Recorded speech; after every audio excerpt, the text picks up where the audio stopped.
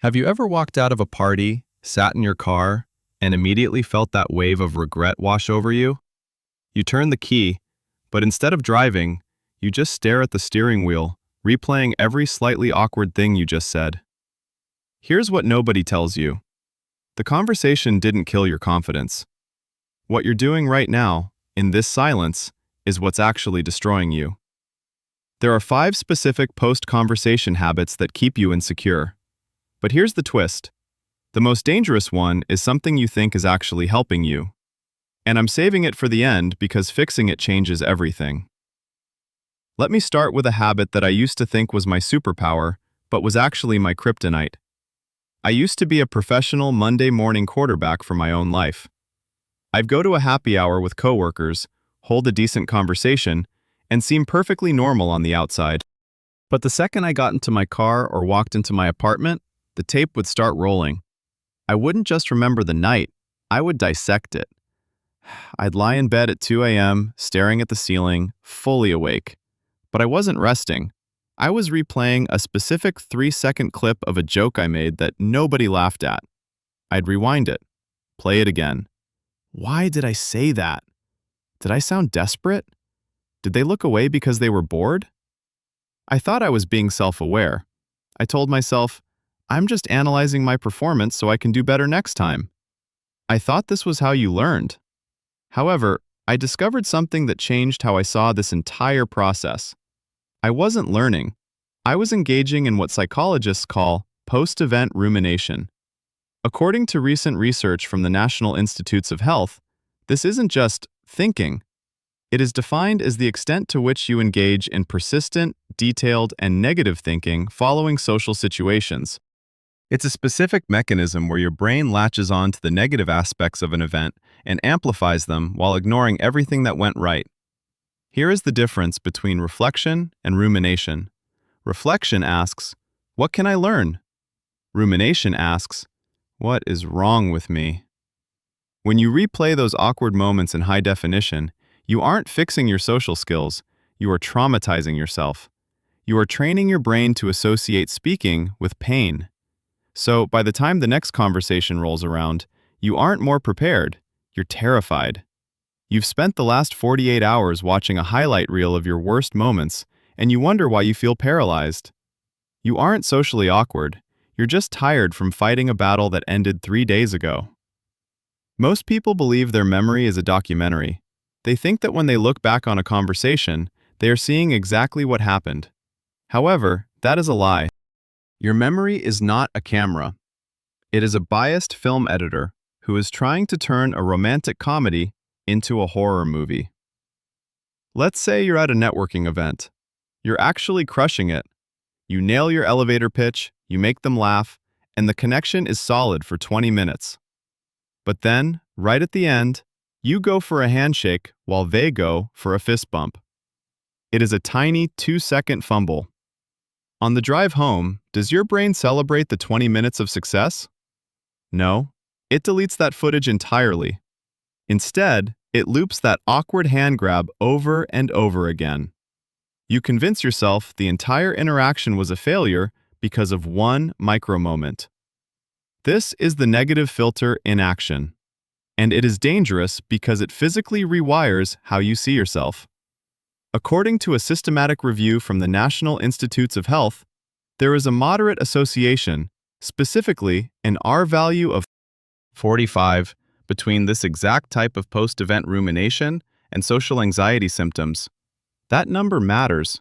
It proves that the more you let your brain edit out your wins, the more anxious you become. You walk away thinking you have a personality defect. You don't.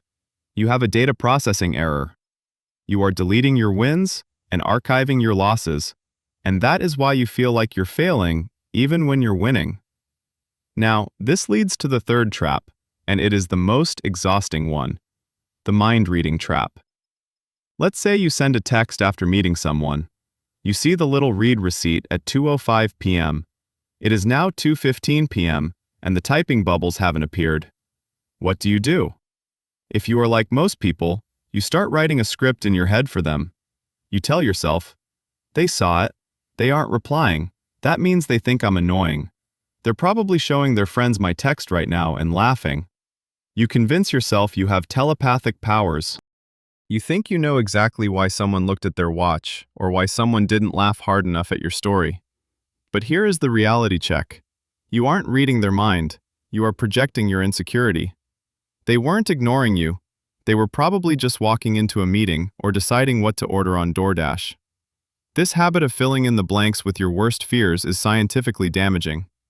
According to a study published in PubMed, individuals with social anxiety engage in this post-event processing for a significantly longer period of time after a social stressor compared to others.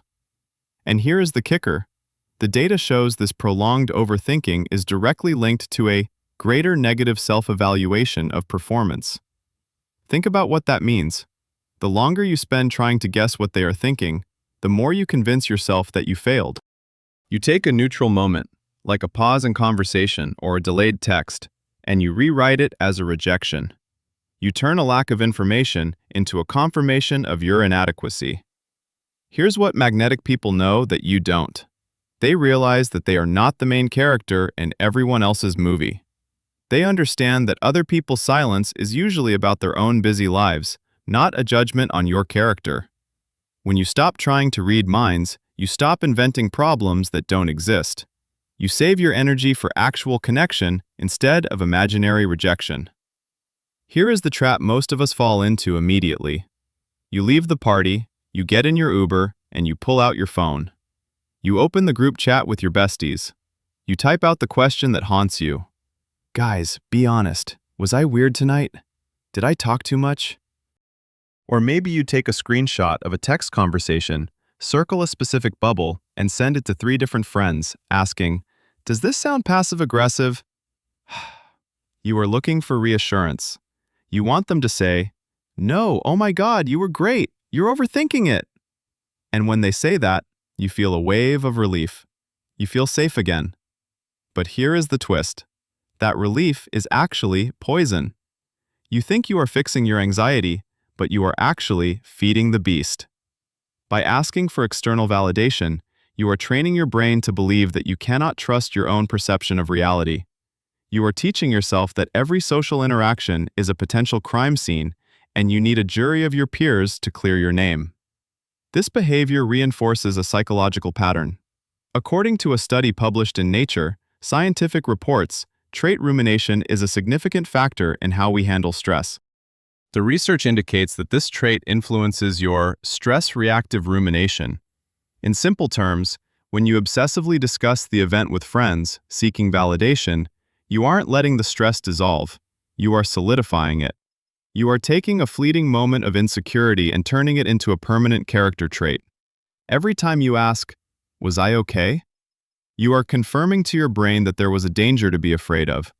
You are making yourself dependent on others to feel calm. So, the next time you go out, you will feel even more anxious because you've forgotten how to validate yourself. Stop asking. Stop checking. Stop sending the screenshots. Trust that you are okay without needing a committee to vote on it. Now, here is the final piece, the game changer that ties everything together. If you only remember one thing from this video, make it this. You need to stop treating your social skills like a performance review. Most of us walk into a room feeling like we are on a stage. We think every joke has to land, every story has to be captivating, and every silence is a sign that the show is failing. And when it doesn't go perfectly, we do something destructive. We attack our identity. We say, "I'm just awkward. I'm an introvert. I'm bad with people." You take a temporary moment of clumsiness and turn it into a permanent label.